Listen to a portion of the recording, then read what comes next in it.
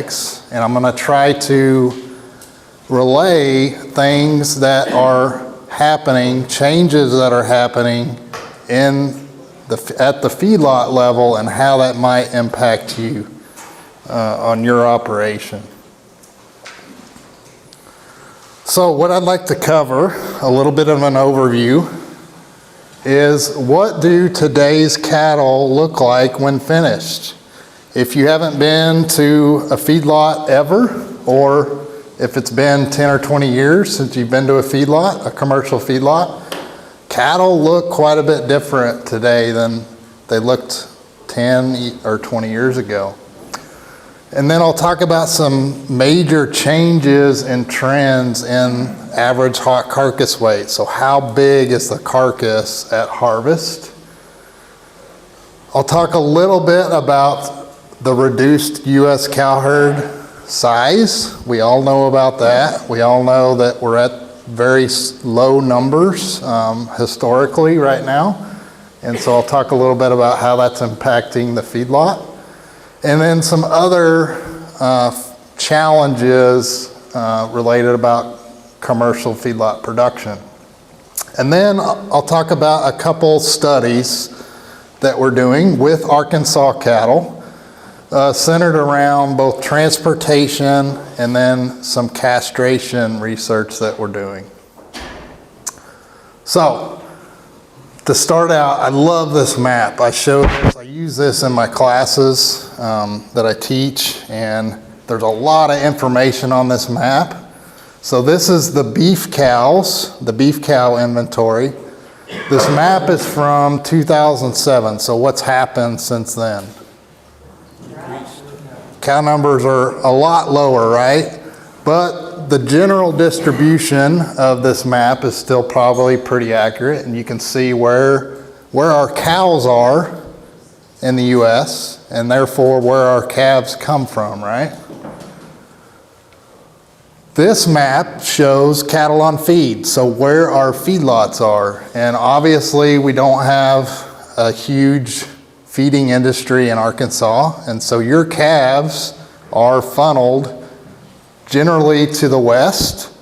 A lot of them end up in the Texas Panhandle, a lot of them in southwest Kansas, and probably a fair number go into Nebraska and maybe even into Iowa. That, I don't know if you can see it, there's a little star right there. That is where West Texas A&M University is located, right next to that big blue blob of fed cattle. Centered around a town called Hereford, Texas. If you've ever been to Hereford, there are lots of feedlots and packing plants right around that area. So it's a great place to be for me, being interested in feedlot research and particularly animal health research. But as Dawn mentioned, it's a great opportunity as a researcher to continue on research that may be happening at either this station or up in Fayetteville, and they'll send those cattle to us and we'll continue the research on them. And we'll talk about some of that today. All right, what do finished cattle look like today? Does everybody know the yield grade system? The USDA yield grade system? So you can have a yield grade 1, 2, 3, 4, or 5. A 1 is the leanest, highest cutability. A 5 is the fattest or least cutability. 1, 2, 3, 4, or 5. And we look at this animal here. Is there any guesses on the yield grade of this animal? And we know the yield grade of these cattle that I'm showing you because they're from what's called the beef quality audit. A colleague of mine was involved in that, and they identified these animals and actually looked at them in the carcass. Any clues? 2? I heard a 4. This is a yield grade 4. So quite a bit of flesh. You can see the fat cover, and it'll be easier to see when you see some others. What about this one? This is a 2. So here's a good example of a yield grade 2. What about this guy? Definitely a 1, right? Super muscled, lean, trim, big frame calf, yield grade 1.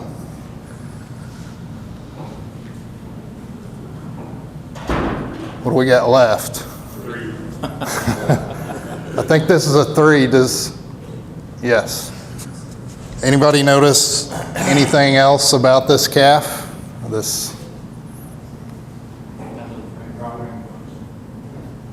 It's a heifer, right? I believe. That's a big heifer. Heifers didn't used to look like that when they were finished. And then here's a yield grade 5. Remember, yield grade 5 is the biggest, least cutability.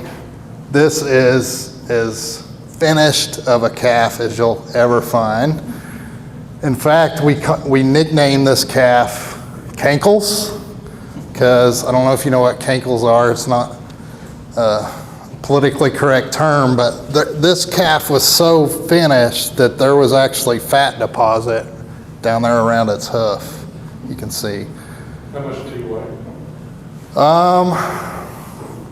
I don't know off the top of my head, but he weighed, just looking at him, at least 1,500 finished. Yeah, and we'll talk more about that.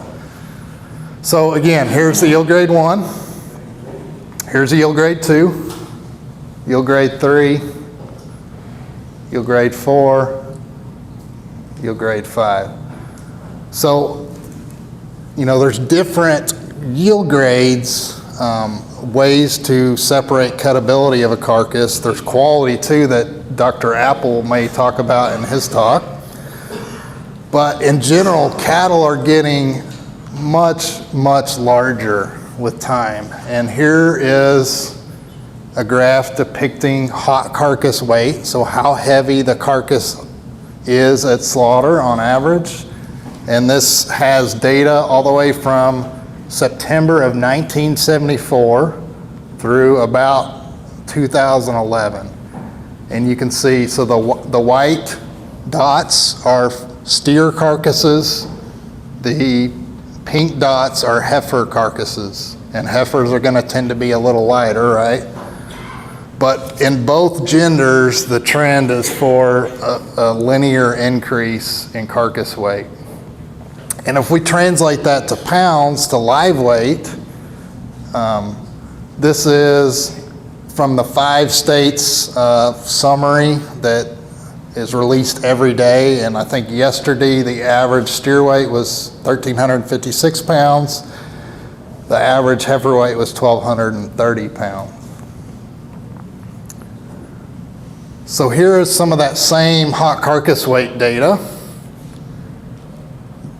But if you extrapolate this out and run a regression analysis, if we go out to 2034, which is a ways from now, but not too long from now, that is what we're predicting hot carcass weight. That's not a live weight, that's the carcass weight of steers and the carcass weight of heifers.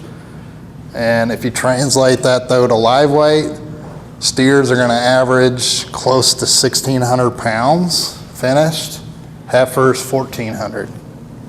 So cattle are getting, finished cattle are getting much, much larger. And there's several reasons for that.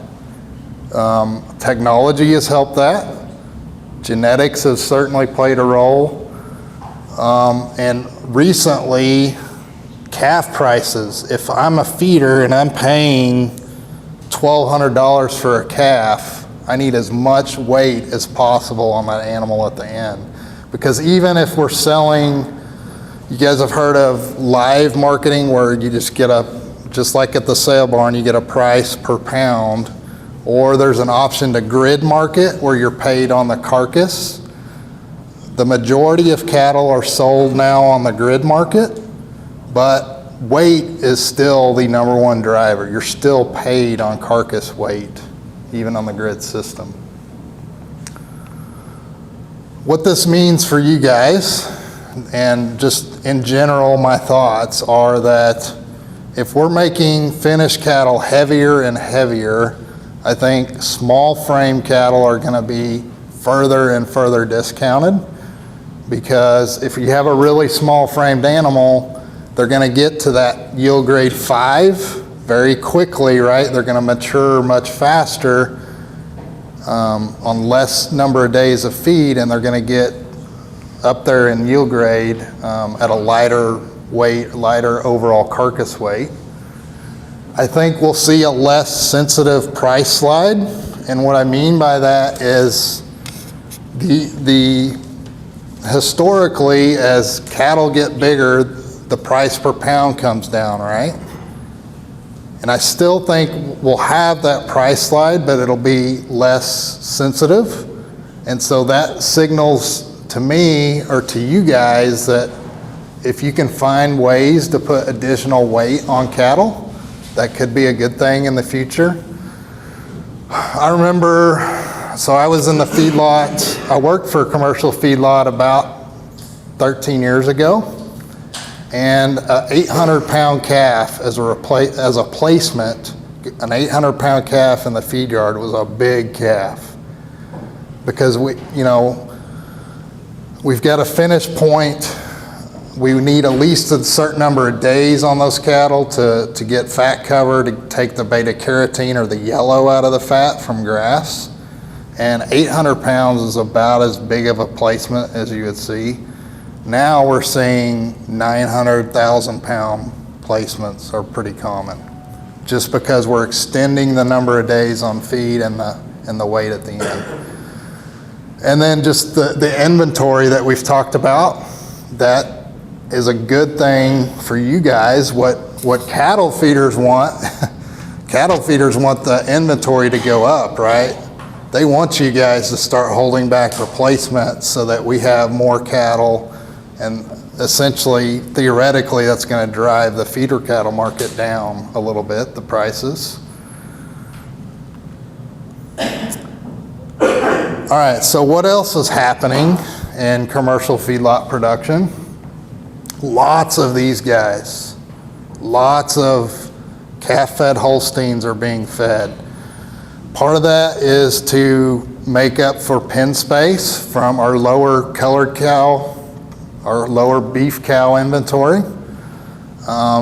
We've got more of these available because in the dairy industry, does anybody have any idea what the cow longevity is in the commercial dairy industry? How long does a cow live? 5 years. 5 years? At least in the highly intensive dairies out in the Texas Panhandle, it's about 3. They go through about 2 lactations and they're gone. And so if we're replacing cows that frequently and we're breeding them, right, to get them into lactation to milk them, and they have a calf every year, and unless you're using sex semen, about half of those calves are bulls, right? And those bulls are a byproduct for the dairy industry, and they're getting funneled into our feedlots, and we're feeding a lot of calf-fed Holsteins right now.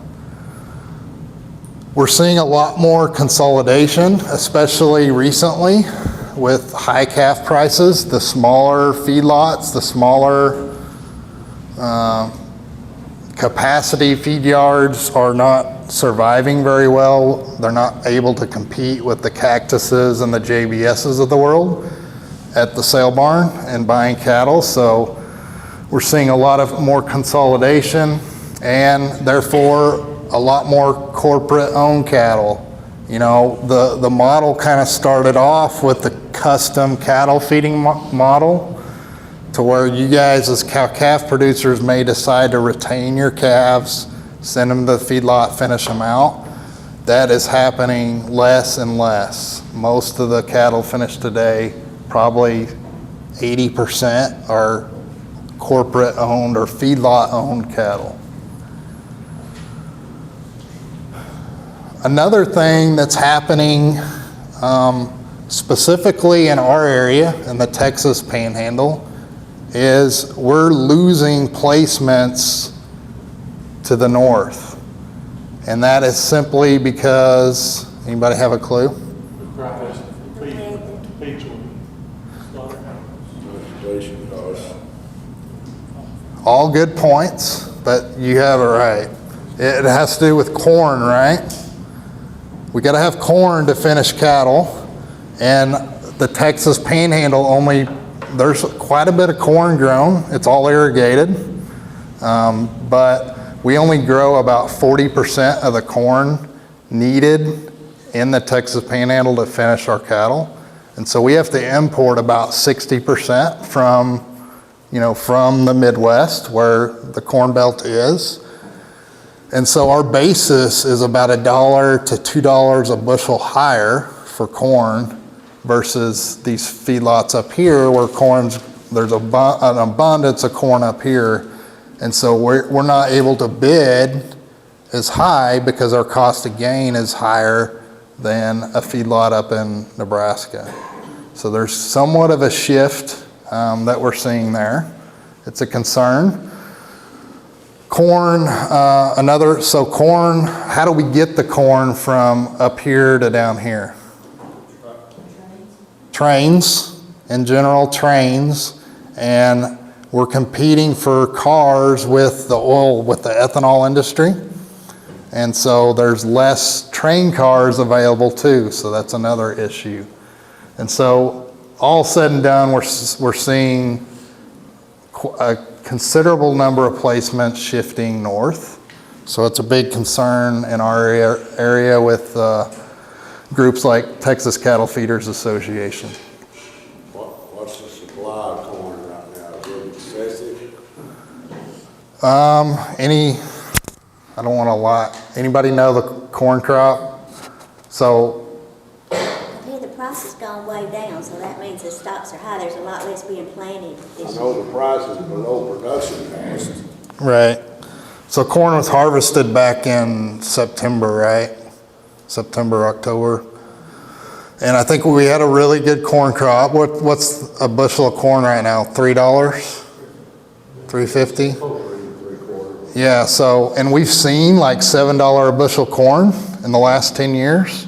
And that definitely, plays a role into all of what I've talked about up until now on how heavy we finish cattle. But even with those high corn, even if corn gets back up to $5 to $7 a hundred, I think there's still going to be the propensity to finish cattle heavy, even with higher corn prices.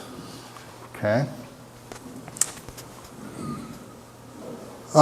Is anybody aware of the soap opera around beta agonist use? Does anybody know what beta agonists are?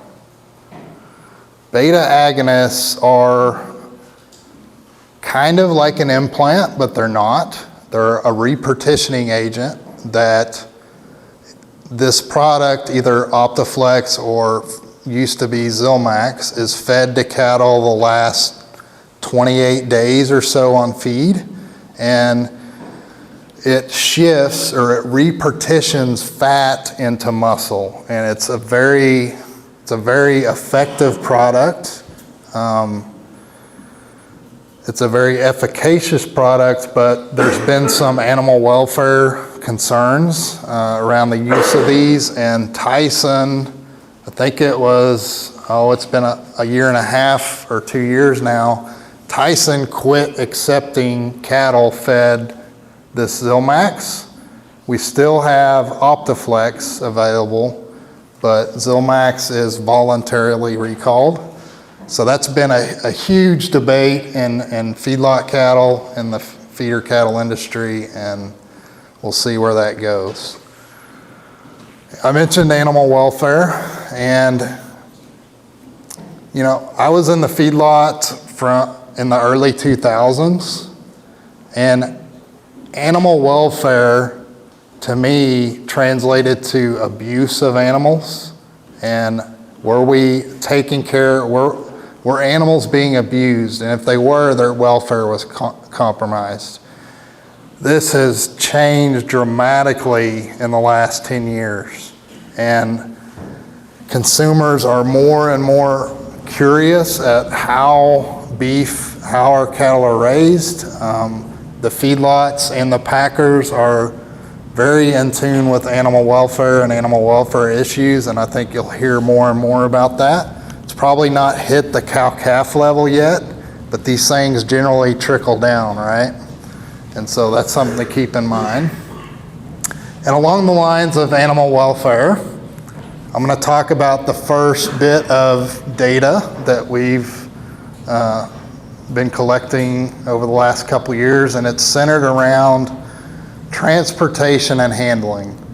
And this model is more in the feedlot model with semi-trucks, but everybody transports cattle, right, and handles cattle. And so I think this can apply to your operation, especially if you have a semi-loadout.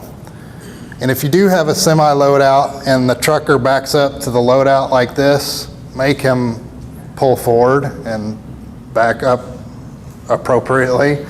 You can see, it's kind of hard to see in this picture, but here's the edge of the loadout. So this whole area here is a hole. And so if you're backed up like that, cattle can step their foot down in this hole and injure themselves. So these pictures are from a commercial feedlot. This is more of an issue in the feedlot because we may be loading out 60 or 80 trucks in a single day. And so we're always in a hurry to get cattle loaded. But so here's another example of, so this one is cockeyed, right? And it's creating this hole here, a big time problem. Cattle are I watch these cattle, you know, if you see a truck like this and watch cattle get loaded, probably about half of them will step their foot through there and can injure their hoof or worse. This is where we're misaligned, right? So the edge of the truck is over too far. And what happens when we're like this?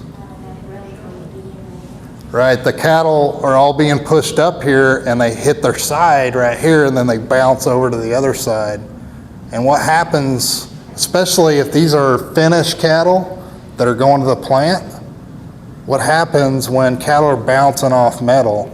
They get bruised, right? And we see bruising in about 60% of our carcasses at the plant. And those bruises, if they're severe enough, have to be cut out. And so it's pretty ridiculous if we're loading finished cattle into a truck like this and they're all getting bruised and banged up. And this guy completely missed. I don't even know if we could get him to load in this one. But he's misaligned and he's got a big gap right here, right? So no way you should load feeder cattle or fat cattle into a trailer like that.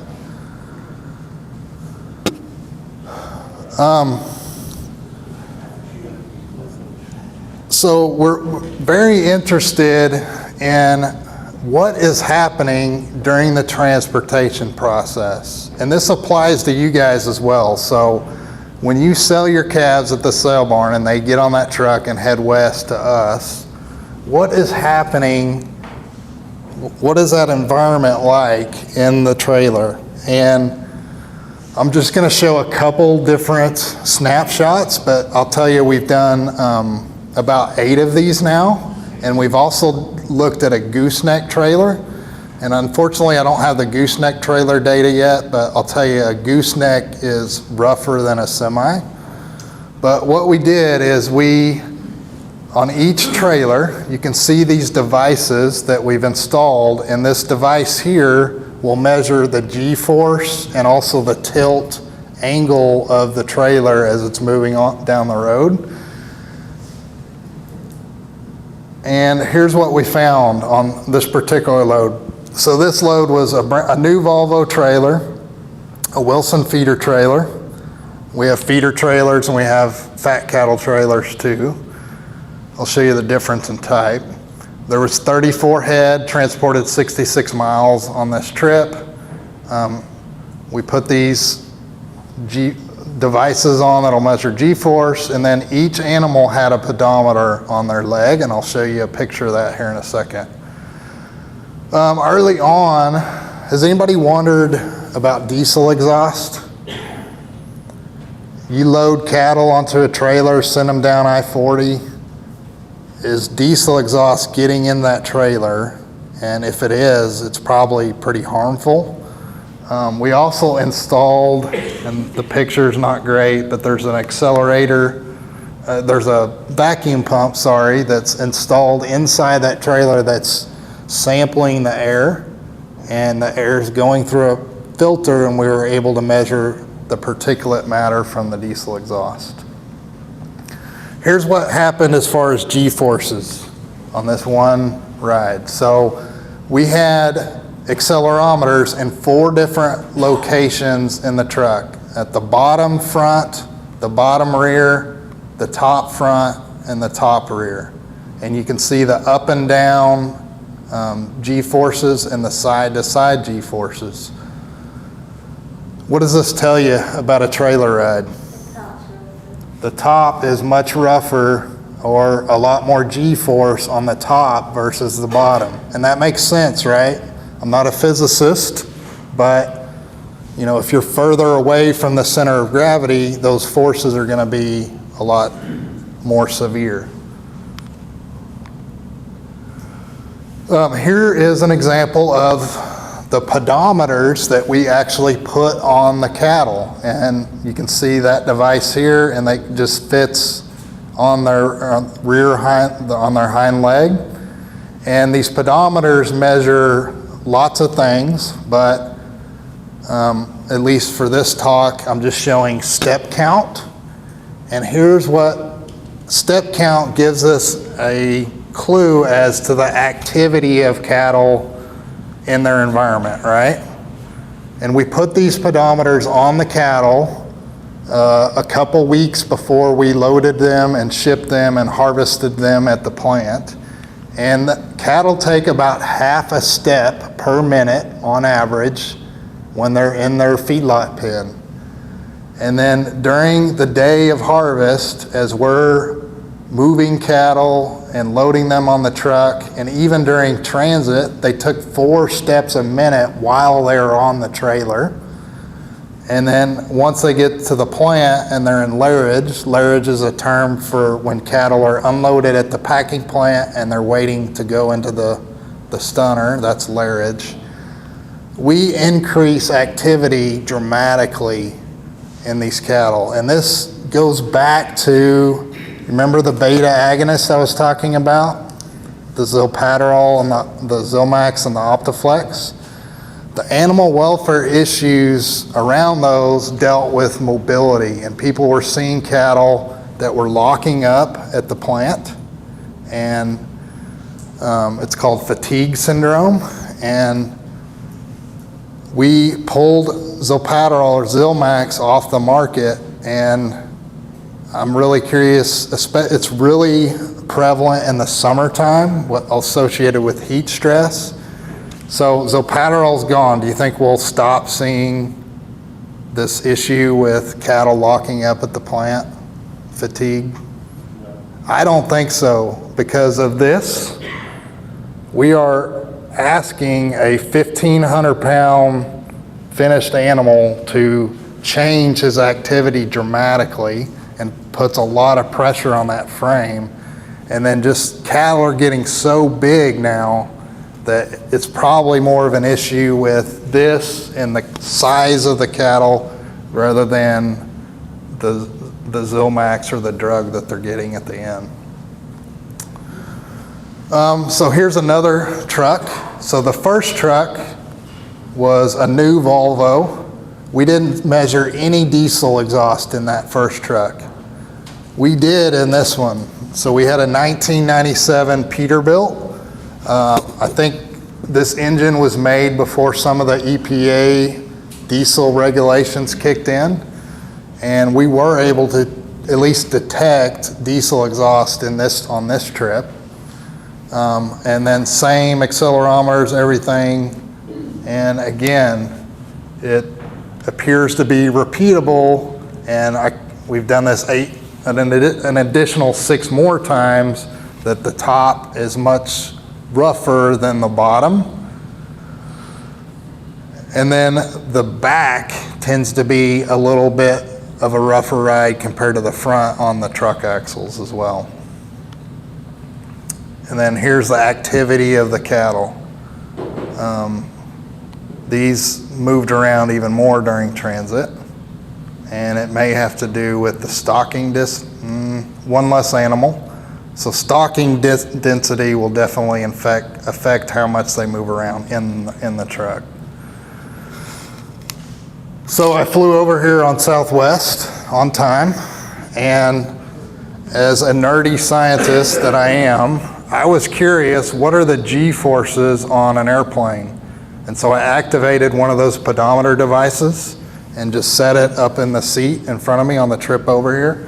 And here's the G-forces, not much different from that cattle truck ride. The big difference is the negative G-forces. So if I'm at -1 Gs, I'm weightless, essentially. We didn't have quite that extreme on the cattle trailers, but the down G-force definitely was similar. This is what the data looks like. I know this is really busy looking, it's kind of hard to interpret, but this is data from a semi-truck, and then here's data from my airplane ride. And you can see here, it's hard to see, but here's a 3, here's a 2. So that semi-truck ride seems to be a lot rougher than my airplane takeoff. So here's, right in here's when I took off, and here's the landing. You know, it's pretty much constant on that truck for the. So the two examples I showed were short trips from the feedlot to the packing plant. We also looked at a trip, a 24-hour truck haul of calves from Boise, Idaho to Canyon, Texas. And this is a colleague of mine, Ty Lawrence, that's probably not following OSHA standards there, but he was installing those accelerometer devices, and we did the same thing. We had the pedometers on their leg, we had the accelerometers on the truck, and probably the most interesting thing to me that came out of this is, so those pedometers tell you how many steps they're taking, but it also tells you if they're standing or if they're lying down and how many times they do that. How many times do you think the cattle lied down during that 24-hour truck ride? They never lied down, never did. So we're asking a lot, even out of feeder cattle, if we're hauling cattle that long that never are able to lay down, that's got to be pretty stressful and a lot of fatigue on those animals. All right, what do cattle feeders want from your feeder cattle? Lots of things, right? But steers, not bulls. So now we're going to shift our focus to castration and talk about some research that we've done in Arkansas cattle. What I'm showing today is primarily from the UA herd near Savoy. But we have been doing several different castration studies where cattle were castrated at different times. They were given a drug called meloxicam that's a NSAID, kind of like aspirin or Aleve to help alleviate pain. We've looked at different methods, banding versus surgical, but what I want to focus on today is weaning weight differences between steers and bulls. And so most all of these studies, the cattle were weaned during that typical 200 to 210 days of age. What do you think weighed more on weaning day at 210 days of age, steers or bulls? Bulls? That's what we're all taught, right? And what we all think.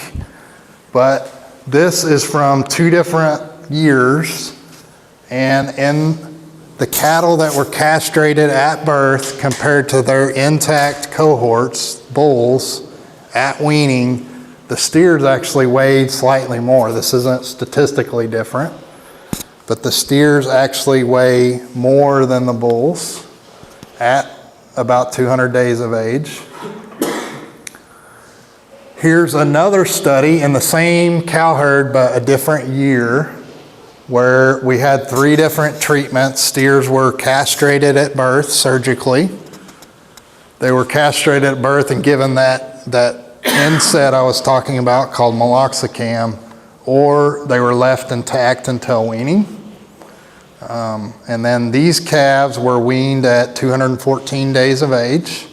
This is about to be published in the Journal of Animal Science. It's one of Jeremy Powell's graduate students, April Brown. This was her master's project. And here's just some performance that we saw in the calves castrated at birth and given meloxicam, or bulls. And you can see we took weights across several different days of age. And once again, the bulls are numerically heavier at this time, but they're not different from the steers as far as their weaning weight. Why is that? We've always been taught that a bull is heavier than a steer at weaning, right? Why is a bull heavier than a steer at weaning? It's testosterone, right? It's a natural growth. Those testicles are a natural growth implant.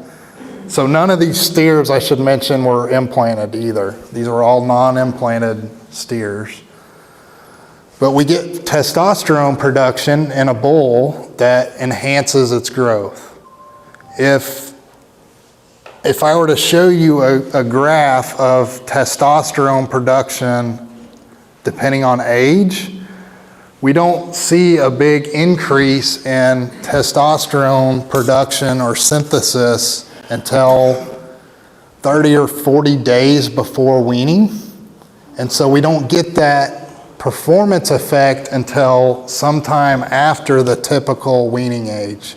And so if you're weaning at around 200 days of age, then by leaving your male calves intact, I don't think you're really getting much of a performance benefit unless you hang on to those calves for another 40, 50 days, because that's when that testosterone really starts to kick in.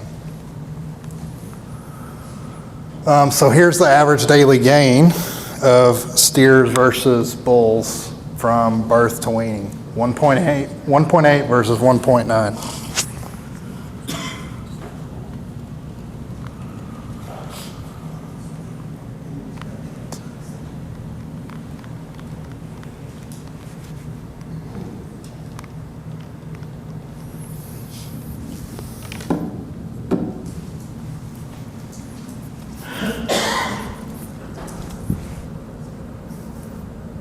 Computer locked up on me. Oh.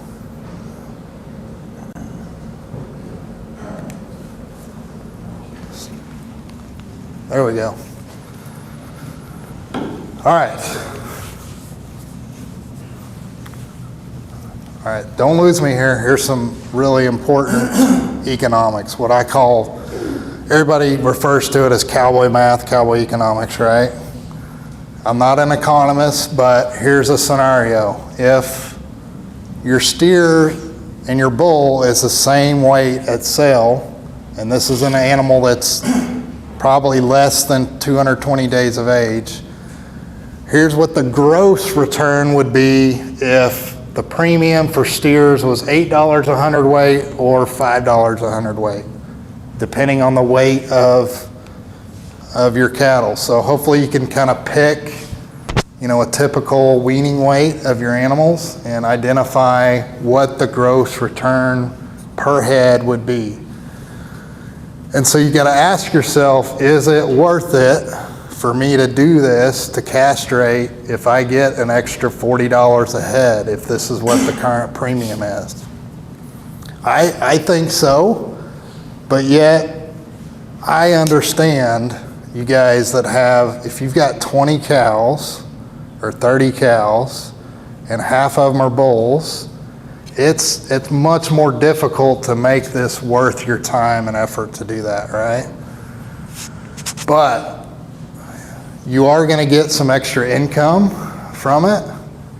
And the reason why buyers pay more for steers is, and this study here was done again in Arkansas cattle, on about 1,200 head of cattle that were mixed steers and bulls from Arkansas sale barns. Bulls, these were received at the stocker and receiving unit up around Fayetteville. Bulls were 3.3 times more likely to be sick than a steer calf. All things equal, right? That's one thing that plays into this premium. Okay.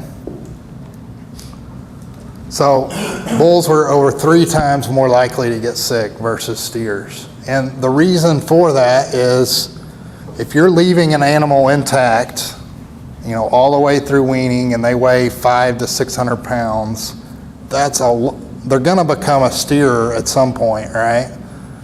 That's a lot of trauma, a lot of stress on that older animal to castrate at that time. Higher risk for secondary infection.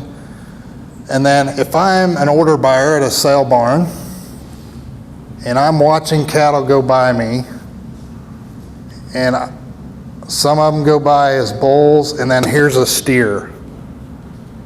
I know that steer's been through the chute at least one time, right? And if that steer's been through the chute, he may have had a respiratory vaccine or a clostridial vaccine. And so buyers know and they recognize, just based on gender, that that's probably a good indication of the previous management of that calf.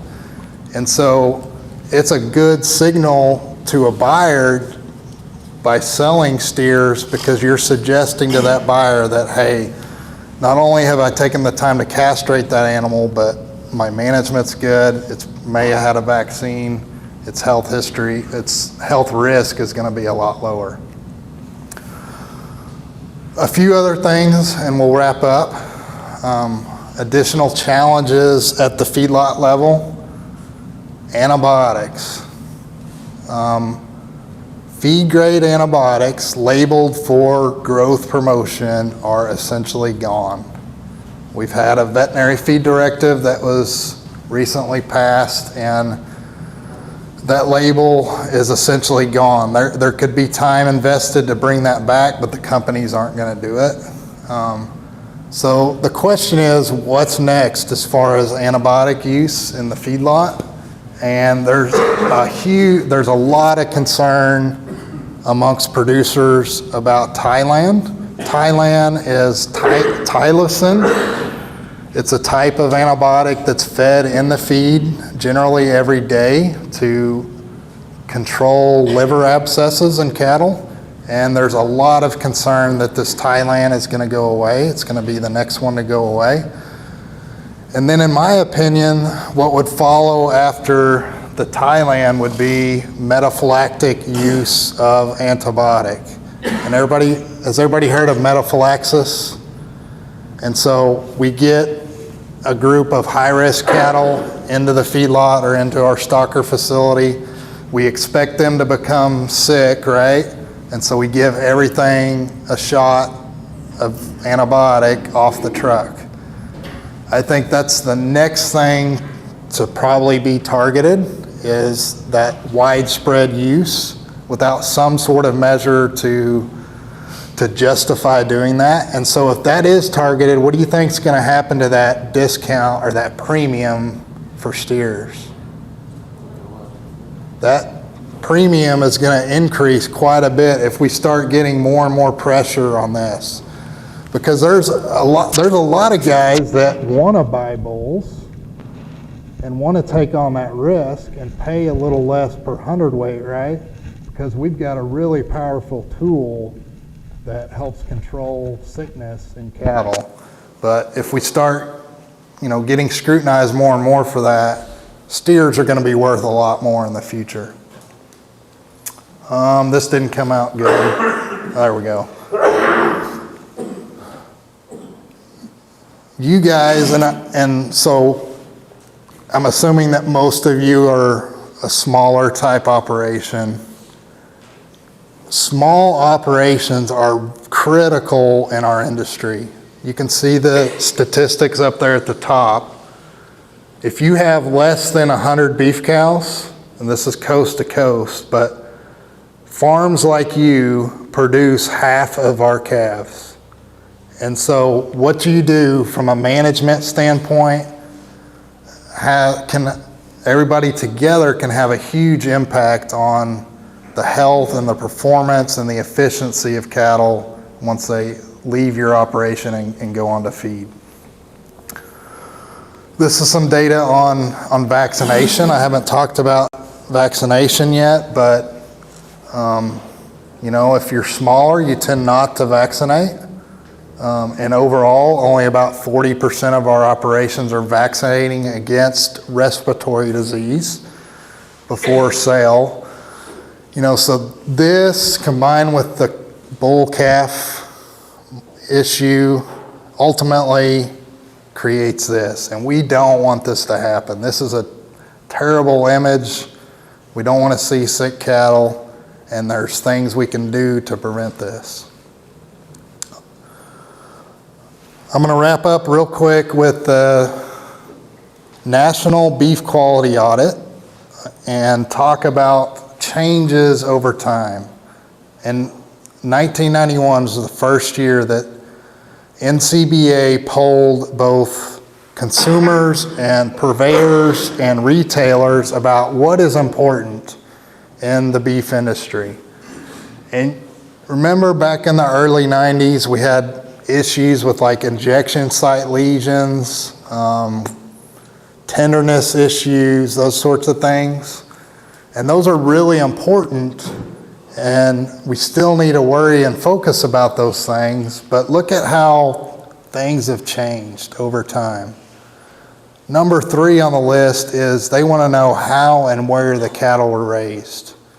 And that gets back to the consumer, the retailer, being more and more interested in how the cattle were managed and raised. So what do consumers want from your feeder cattle? They want them raised healthy, humanely, raised without or minimal, at least, antibiotic use, and cutter bulls are definitely antagonistic to all of these things. They want purchase options, and these are programs that are coming about. Some traditional cattle feeders don't like grass-fed beef. I see it as more of an opportunity. If the consumer wants it, let's give it to them. But there's definitely issues with it. Processing and distribution are a couple. Natural programs are getting bigger and bigger. Almost every commercial feedlot has natural pens of cattle that are considered natural. No antibiotic, no growth hormone, etc. And then conventional beef is what we've always done, and there's still definitely a desire for that. So, in summary, hot carcass weights are getting heavier every year. We definitely have transportation and handling issues to address and to think about in the industry. Please consider castrating bull calves either at birth or branding. Health management and prevention is going to become more and more important, especially as antibiotic use becomes more and more scrutinized. And then, as I've been mentioning, increased consumer and retail interest in how cattle are raised, both from what products are we giving cattle and are they raised humanely and with the appropriate welfare in mind. And with that, Don, I'd be glad to take any questions if